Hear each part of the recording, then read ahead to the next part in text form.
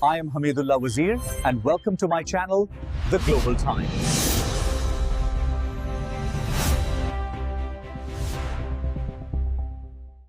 अस्सलाम वालेकुम नाज़रीन, आज बात करते हैं कुछ आलमी खबरों की। सबसे अहम और अफसोसनाक खबर लीबिया से।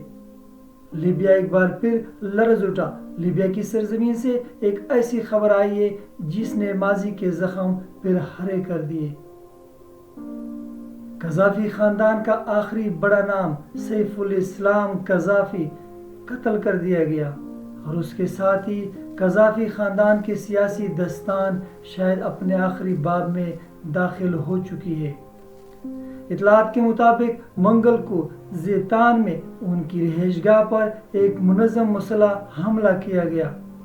हमलावर ने पहले सिक्योरिटी कैमरों को नाकारा बनाया और फिर अंधाधुंध फायरिंग करके फरार हो गए। ये वही सैफुल इस्लाम थे जिन्हें कभी लीबिया का इस्लाह पसंद चेहरा और अपने वालिद मेमर कज़ाफ़ी का मुमकिन जानशीन समझा जाता था।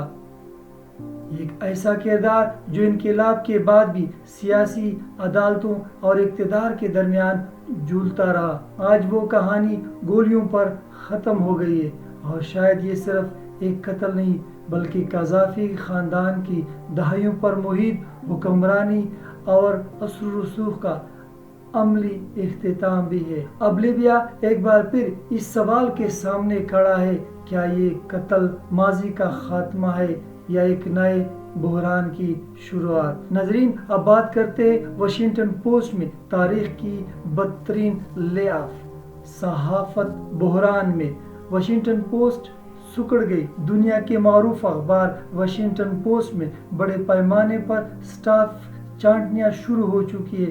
इंटरनेशनल स्पोर्ट्स एडिटिंग कोई शोबा महफूज नहीं। इदारे को सालाना $100 मिलियन खसारे का सामना है, जबकि डिजिटल सब्सक्रिप्शन तेजी से गिर रही है।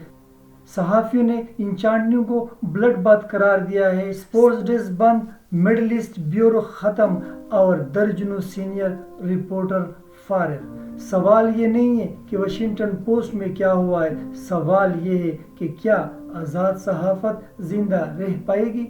नाज़रीन, आखिर में बात करते हैं इस तिजारती मुआहदे की जिसने आलमी मईशत में ज़लज़ला पैदा कर दिया। मोदी ने पुतिन की बजाय ट्रंप को चुन लिया। अमेरिकन सदर डोनाल्ड ट्रंप ने भारत के साथ $500 की तिजारती मुआहदे का ऐलान किया है। सबसे अहम बात यह है कि ट्रंप के मुताबिक भारत अब रूस से तेल खरीदना बंद करेगा। अगरचे मोदी ने इस मुआहदे को बड़ी कामयाबी करार दिया है, लेकिन भारतीय अपोजिशन कांग्रेस ने इस पर कड़ी तनकीद करते हुए कहा है कि सादा अल्फाज में कहे तो हम एक अमेरिकन कॉलोनी बन जाएंगे। दूसरी जानिब क्रिमलन ने हैरत का इजहार करते हुए कहा है कि उन्हें अभी तक भारत की जानिब से तेल की खरीदारी बंद करने की कोई इत्तला नहीं मिली है। अगर वाकई भारत रूसी तेल से हाथ खींचता है तो ये न सिर्फ एक तिजारती फैसला होगा बल्कि नई दिल्ली और मॉस्को की दिहाई पर मुहित स्ट्रेटेजिक ताल्लुकात में एक बड़ी दरार साबित हो सकती है। रूस जो मुश्किल वक्त में भी भारत का तवानाई, दिफा और सफारती शराकतदार रहा है, इस इकदाम को एतमाद शिकनी के तौर पर देखा जा सकता है।